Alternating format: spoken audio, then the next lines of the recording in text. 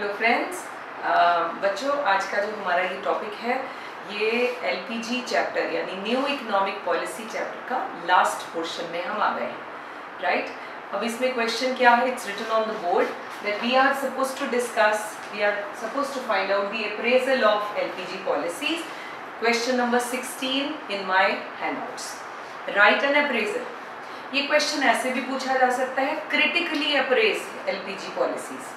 So when we say critically appraise, what does this mean? You are, कुछ लोगों को लगता है कि क्रिटिकली अप्रेज का मतलब नेगेटिव पॉइंट्स होते हैं। नहीं, बिल्कुल भी नहीं। Critically apprise means you have to look for, it's something like when you're meeting a person, you critically appraise the person, you look for positives also, you look for negatives also. Similarly, they are asking you to critically appraise the policy, so you are supposed to give merits also and demerits also depending upon the time. All right, so let's begin with merits first. क्या फायदे हुए LPG policy के? इसका best तरीका याद करने का मैं आपको बताती हूँ।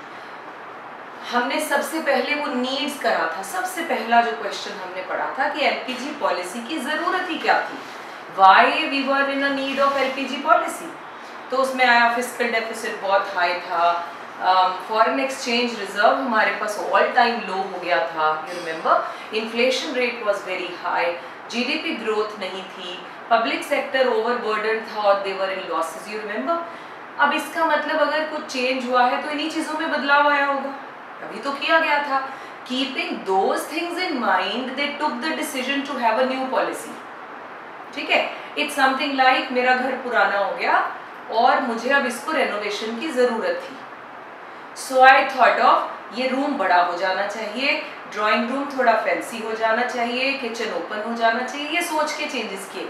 अब मैं आपसे पूछूं, अच्छा मेरे चेंज्ड घर में, पहले आपको बोला हमारे घर में पता है क्या प्रॉब्लम थी, हमारा ड्राइंग रूम छोटा था, kitchen was not appropriate, it was very small and congested, so open area नहीं था। तो मैं अब आपको बनने के बाद पूछूं, अच्छा बताओ क्या क्या ठीक हुआ होगा? आप बोलोगे मैम आपने ड्राइंग रूम बड़ा कर दिया होगा, किचन आपने ओपन कर दी होगी। इट मीन्स, बस सिंपल वे टू रिमेंबर, जो डिफॉल्ट थे वही तो ठीक हुए होंगे। अब आपको याद हो गया। अब आप अगर एक क्वेश्चन भी ढंग से लर्न कर गए यानी रीजंस, तो रेक्टिफिकेशन ऑटोमेटिकली आपको समझ में आ गई। यस, आपको डेटा ध्यान रखना पड़ेगा।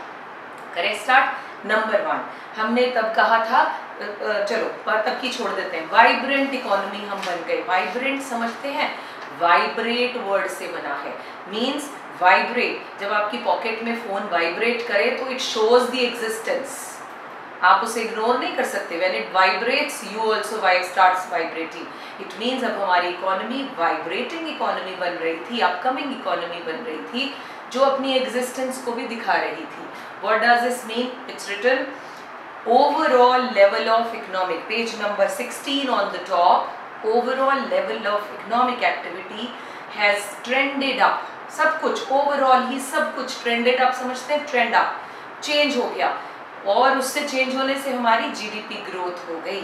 Post LPG policies, whenever we use the word post LPG मतलब एलपीजी होने के बाद, the growth of GDP shot up. GDP का ग्रोथ कितने पे आ गया? 8% पर एनम। वो 0.56 से शुरू हुए थे, फिर 2 पॉइंट समथिंग हुआ, अब देखो 8% पे, यानी over a period of time we are और in an increasing order. Then comes stimulant to industrial production. Stimulant समझते हैं, मतलब इंडस्ट्रियल प्रोडक्शन के लिए भी एक ये सहारे की तरह काम किया, क्योंकि हमने उसके बाद इंडस्ट्रियल प्रोडक्शन भी बहुत हद तक इंक्रीज की। कैसे? LPG policies have worked as a great stimulant to industrial production in Indian economy. It is owing to these policies that IT industry in India, अगर आप इन्फोसिस के नारायण मूर्ति की आप बुक पढ़ें, I don't remember the book name right now, but you can find out on Flipkart easily, so just right it down. Infosys owner की जो book है, right, उन्होंने लिखा है, क्योंकि he started, he left his job, उनके कुछ फ्रेंड्स थे और उन्होंने मिलकर उस टाइम पर कंपनी खोली 80s, एंड ऑफ 80s में, 85-86 में, कि भाई आईटी का बहुत अच्छा स्कोप होगा, लेकिन हमारे देश ने तो उसे एक्सेप्ट ही नहीं किया, क्योंकि हम तो वही पुरानी मशीनों पर ही काम कर रहे थे, और कौन करता? अगर कोई प्राइवेट सेक्टर आता तो वो यूज करता, वो तो था ही नहीं। Government was never in a mood to add additional expenditure buying computers and buying computer engineers, hiring computer engineers. So it was very difficult. They could not survive for many years. मतलब एक ऐसा time आ गया 90s में, he thought of shutting it down, but he did not lose his hope. He continued with this. अच्छा, अब foreign के साथ dealings तो हमारी थी ही नहीं, इतनी स्टिफ पॉलिसीज थी। सो बहुत ही डिलेमा में थे वो, और उस टाइम पर आप बुक पढ़िए, बहुत इंटरेस्टिंग बुक है उनकी। So now what happened was 91 का, जैसे इट्स समथिंग लाइक उनकी भी किस्मत में चेंज होना था और देश के लिए भी। तो हुआ क्या, एकदम से कंट्री में भी हालत इतनी खराब हुई कि कंट्री को एक रिफॉर्मेशन करना पड़ा, जिससे कि उन्हें ग्लोबल प्लेटफॉर्म खोलना पड़ा। तो इन्फोसिस के लिए भी इतनी बड़ी मार्केट खुल गई। डू यू नो सबसे बड़ी आईटी कंपनी दुनिया में कौन सी है? Infosys. So they were not even able to survive, they did very well after that. तो इसी बेसिस पर ये आप मेरी स्टोरी भी याद रखेंगे और ये पॉइंट भी याद रहेगा। तो क्या हुआ, it was a stimulant. Stimulant समझते हैं, बस एक स्टिमुलेंट चाहिए होता है। इट्स समथिंग लाइक, कभी कभी ना मेरी कही हुई बातें बहुत सारे बच्चों के दिल में चली जाती हैं, सबके तो नहीं जा सकती बेटा, इट इज़ नॉट 100%। कुछ तो इतना हार्ड स्किन है, थिक स्किन पीपल है, जिनको आप कुछ भी बोल दें, चिल्ला दें, बोल दें, उनको नहीं कुछ फर्क पड़ता। लेकिन हाँ, देयर आर सेंसिटिव पीपल। मेरी कोई भी बात, इसीलिए purposely I do such things. So आपकी एक भी बात आपके दिल में चली गई, तो it will act like a stimulant for your growth. ऐसे ही ये जो एक छोटा सा स्टिमुलेंट था, हमारी आईटी इंडस्ट्री में बूम हो गया और हमारी इंडस्ट्रियल ग्रोथ हो गई। याद रहेगा? Okay, check on fiscal deficit. हमने पीछे पढ़ा था, रीजन में फिस्कल डेफिसिट बहुत गड़बड़ हो गया था, क्योंकि हमारे पास फॉरेन एक्सचेंज आ नहीं रहा था, सिर्फ जा ही रहा था। सो यहाँ लिखा है, mounting fiscal deficit has been a seriously threat to the process of investment. जो बढ़ रहा था हमारा इतना फिस्कल डेफिसिट, माउंटिंग समझते हैं, माउंटेन से बना है, बढ़े जा रहा है, बढ़े जा रहा है। लेकिन अब क्या हुआ, from as high as 8.5% has been brought it down to 3.5%, काफी कम हो गया। सो हमारा डेफिसिट भी कैसे कम हुआ, हमने पे कर दिया, इसलिए शॉर्टेज कम हो गई, हमारी इनकम बढ़ती गई। चेक ऑन इन्फ्लेशन, याद है इन्फ्लेशन कितना था? 14%, गैल्पिंग इन्फ्लेशन कहते थे। याद रखनी है ये टर्म्स, यही आनी है एमसीक्यूज में। गैल्पिंग इन्फ्लेशन था 14%। देखिए बच्चा अब कितना हो गया, पहली लाइन तो वही है, owing to a greater flow of goods and services, देश में प्रोडक्शन बढ़ गई तो रेट ऑफ इन्फ्लेशन भी कम हो गया। सो ईयर 2011-12 टू 2013-14 कितना कम हो गया, देखिए 6 to 9% रह गया, और 17-18 का तो कितना ही रह गया, 2.9%, वेरी वेरी लो।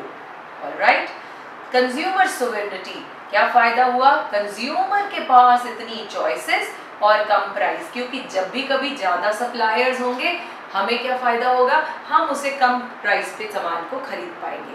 जो चीजें इनिशियली बहुत एक्सपेंसिव हुआ करती थी, now they are available at low price because of many people are supplying, there is a competition। तो बस यही बात आपने इसमें डाल देनी है। क्या लिखा है, it has expanded over time, this is evident from the fact that a variety of goods and services from the diverse global markets are now within easy reach of buyers.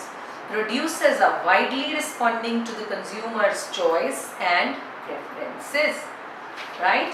Okay. Substantial increase in foreign exchange reserve, वहाँ बात की थी, foreign exchange reserve was all time low, 2 हफ्ते का सामान लेने के लिए भी पैसे नहीं बचे थे। याद आ गया? अब क्या कहोगे, अब तो भैया आ गए थे हमारे पास। Depletion of forces, foreign exchange reserve, बेटे फोर्सेस नहीं है, this is foreign exchange reserve. I don't know why is this type, depletion of forex reserve लिखना चाहते थे। Forex reserve was one of the compelling reason, compelling reason, compel कर रहा था government को to shift on to some other policy which is LPG.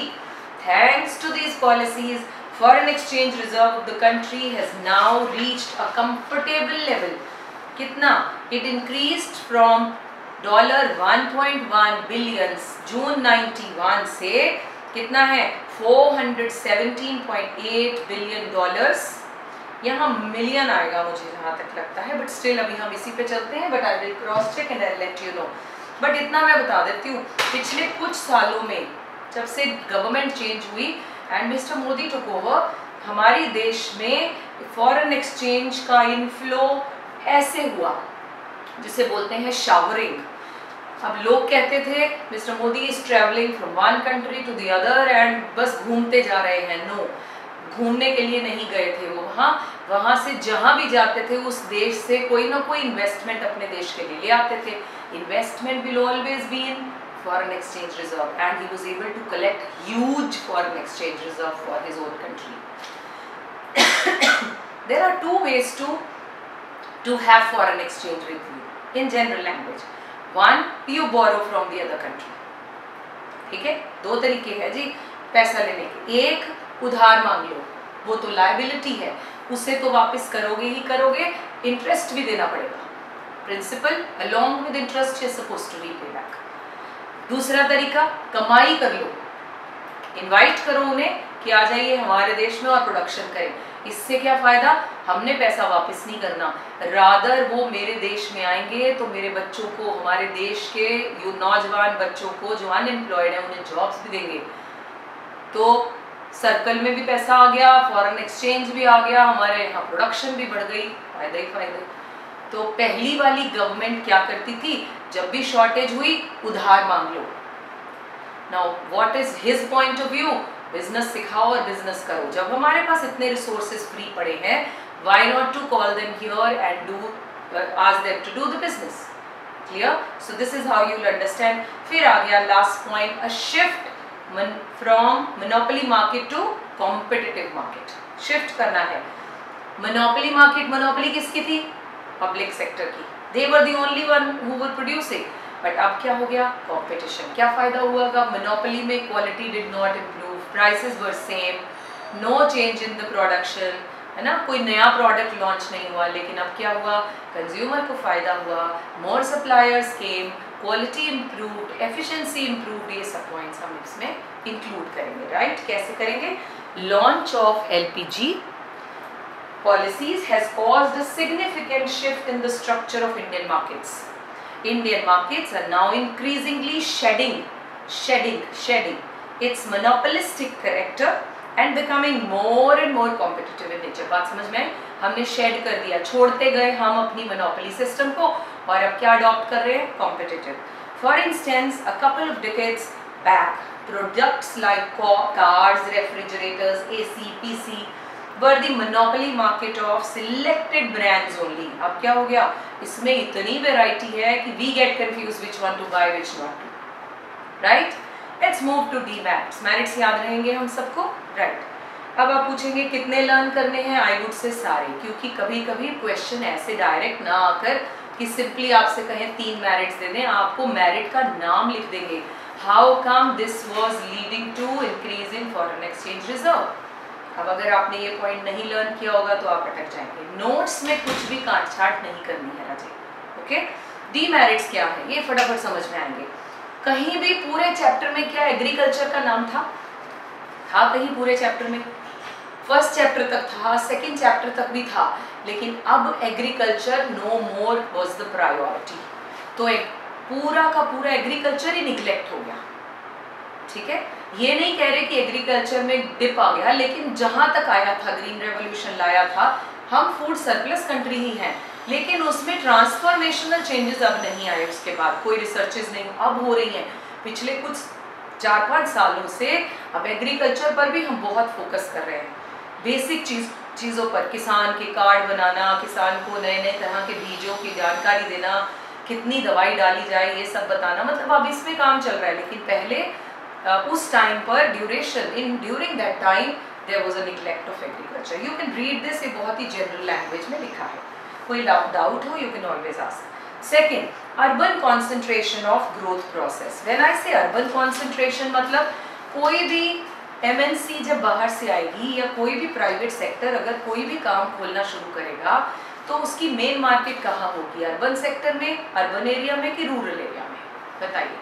McDonald's कहाँ खुले हैं? अर्बन एरियाज में, क्योंकि they get the right audience here and they are in more in number.